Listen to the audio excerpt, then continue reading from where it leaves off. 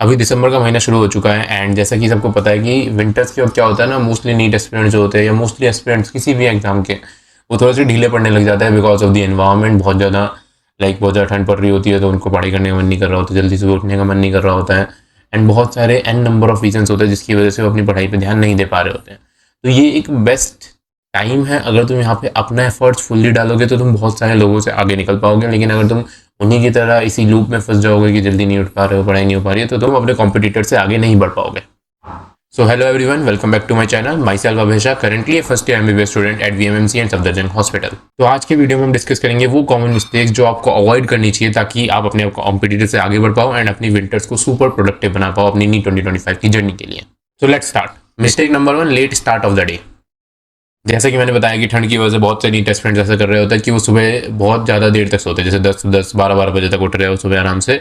तो क्या होता है कि उनका जो दिन का मतलब आधा दिन उनका इसी वजह से वेस्ट हो जाता है बिकॉज वो 10-12 बजे उठ रहे हैं, उसके बाद उन्हें अपने घर के काम करने होते हैं, अपने डेली के स्केड्यूल का जो डेली के कोर्स वगैरह होते हैं, घर के खाना पीना करना, नहाना, ये सब करने में ही उनका आधा से ज़्यादा दिन निकल जाता है। उनका पूरा दिन लगभग वेस्ट सा ही हो जाता है। ये गलती आगे जाके आपको बहुत महंगी पड़ सकती है, इसलिए तो मैं यही सजेस्ट करूंगा कि तुम विंटर्स में थोड़ा जल्दी उठने की कोशिश करो। आई एम नॉट सेइंग कि 4-5 बजे उठो, बट एटलीस्ट 7 या 8 बजे तक आराम से उठ जाया करो बिकॉज ताकि तुम वहाँ से अपने दिन को मोर प्रोडक्टिव बना पाओगे। ठीक है, अगर तुम नाइट में स्टडी कर रहे हो तो तुम्हें भी सजेस्ट करूँ कि मैक्सिमम 9 या 10 बजे तक आकर ही तुम उठ जाया करो बिकॉज 12 बजे तक सोओगे तो फिर भी तुम्हारा जो मेजर क्या कहते हैं ना दोपहर का टाइम है ना, वो भी वेस्ट हो जाएगा अगर तुम नाइट में भी स्टडी कर रहे हो फिर भी। Mistake number 2, random study planning. क्या तुम एकदम रैंडम प्लान पे चलते हो कि बिल्कुल रैंडमली तुमने कोई भी चैप्टर उठाया, कोई भी चैप्टर उठा के पढ़ रहे हो? तुम्हें एक प्लान डिसाइड करना पड़ेगा कि तुम्हें ये चैप्टर्स इन दिनों में कंप्लीट करने हैं ताकि तुम दिसंबर और जनवरी में अपना सिलेबस एटलीस्ट 80 to 90% अपना सिलेबस कंप्लीट कर पाओ। ठीक है, तो उसी के हिसाब से अपने डेली स्केड्यूल बनाओ बिकॉज देखो अगर तुम्हारा डेली टारगेट सेट नहीं होगा ना तो तुम रोज सुबह उठोगे, ठीक है, एंड तुम्हें सोचोगे कि मुझे क्या पढ़ना है एंड उसी क्या पढ़ना है के चक्कर में तुम्हारा आधा से ज़्यादा दिन प्रोक्रेस्टिनेशन में चला जाएगा एंड मोस्टली टाइम तुम्हारा वेस्ट हो जाएगा एंड उसके रिग्रेट से और भी ज़्यादा टाइम वेस्ट होगा। तो द बेस्ट थिंग इज तुम अगले नेक्स्ट डे को पहले ही प्री प्लान कर लो कि तुम्हें ज़्यादा सोचना ही ना पड़े एंड विंटर्स में जो प्रोक्रेस्टिनेशन वाली आदत है ना वो कम हो जाएगी तुम्हारी। और कोशिश करो कि तुम अपने डेली के स्केड्यूल में रेगुलर टेस्ट को इंक्लूड करो ताकि इससे क्या होगा ना कि तुम अपनी प्रिपरेशन को बहुत बेहतर तरीके से इंप्रूव कर पाओगे। टेस्ट सीरीज से याद आया कि देखो सिर्फ क्लासेस करने से कुछ नहीं होगा, आपको क्लासेस के साथ प्रैक्टिस भी करनी पड़ेगी। टेक्स्ट बुक पास प्रो आपको हेल्प करेगा इसमें।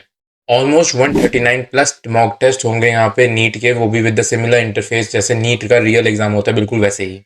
90 plus chapter based test, 44 plus previous year papers and 20 plus full test होने वाले हैं यहाँ पे। का टेस्ट सीरीज का लेआउट काफी अच्छा है विद डिटेल्ड सॉल्यूशन। यहाँ पे तुम बहुत बेहतरीन तरीके से एनालिसिस कर सकते हो। यहाँ पे सेक्शन वाइज एनालिसिस है, chapter wise analysis and even subject wise analysis भी है। साथ ही आपको हर टेस्ट के साथ अनलिमिटेड अटेम्प्ट मिलेंगे, यानी आप जितना चाहे उतनी बार उसे रीअटेम्प्ट कर सकते हो एंड अपनी इंप्रूवमेंट को ट्रेस कर सकते हो। ये टेस्ट सीरीज आपको मिलेगी 1 रुपीज पर डे से भी कम प्राइस के अंदर और आप मेरा कूपन कोड ABSS यूज कर सकते हो तो तुम्हें इस सेल के ऑफर प्राइस में भी 12% का इंस्टेंट डिस्काउंट मिल जाएगा। तो मैंने लिंक डिस्क्रिप्शन दे दिया है, do check it out. Mistake number 3, wrong study technique. अब देखो विंटर्स में ये होता है कि अक्सर ठंडी की वजह से हम क्या करते हैं कि हम कंबल में बैठे बैठे सोचते हैं कि हम उसी में पढ़ाई करेंगे, अपना बेड पे बैठ के पढ़ाई करते हैं मस्त कंबल में बैठ के। तो इससे पता नहीं चलता कि कब हमें नींद आ गई और 3-4 घंटे की नींद ले ली हमने। तो इसलिए कोशिश करो कि तुम बेड पे ना पढ़ो, ठीक है, टेबल एंड जैसे मैंने टेबल ले रखी है वैसे इस टेबल पे अपने टेबल पे स्टडी करो, स्टडी टेबल बनाओ। अगर तुम्हारे पास स्टडी टेबल नहीं है तो कोशिश करो कि बेड पे भी पढ़ो ना, तो एकदम ऐसे कंबल वंबल लपेट के मत पढ़ो बिकॉज उससे काफ़ी अच्छी नींद आती है, तुम्हारा अच्छे से तुम्हारा शरीर गर्म हो जाएगा, हीटेड अप हो जाएगा सर्दी के अंदर, तो तुम्हें अच्छी खासी नींद आने लगेगी। एंड कोशिश करो कि कॉफ़ी वगैरह हो तो तुम इंक्लूड कर सकते हो, ये नहीं कि ओवर कॉफ़ी कंजप्शन करो, वैसे बिल्कुल नहीं करना है, थोड़ी बहुत कॉफ़ी चलती है। वरना क्या करो कि जैसे तुम्हें ज़्यादा नींद आ रही है तो थोड़ा सा वॉक कर लो अपना रूम में, या बहुत ज़्यादा नींद आ रही है तो मुंह धोआओ ठंडे पानी से, तो तुम्हारी सारी नींद चली जाएगी अचानक से। Mistake number 4, overloading yourself with the new resources.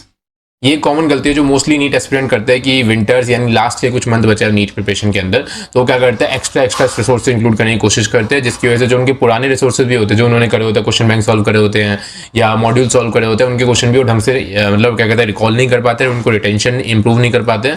और क्या होता है एग्जाम में ना तुम्हारे जो न्यू रिसोर्सेज है वो ढंग से काम आ रहे होते हैं, ना ओल्ड रिसोर्सेज तो तुमने भुला दिया तो काम ही नहीं आता है।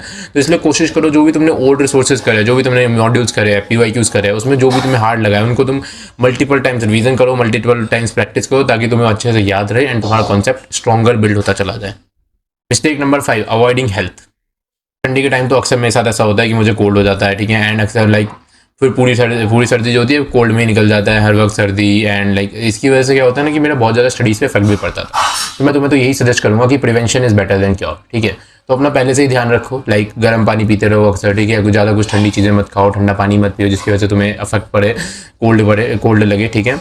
एंड कोशिश करो कि तुम काढ़ा वगैरह पीते रहो टाइम टू टाइम, बिकॉज उससे क्या होता है तुम्हारी हेल्थ अच्छे से इंप्रूव होती है एंड तुम्हें कोल्ड भी जल्दी नहीं लगता है, ठीक है।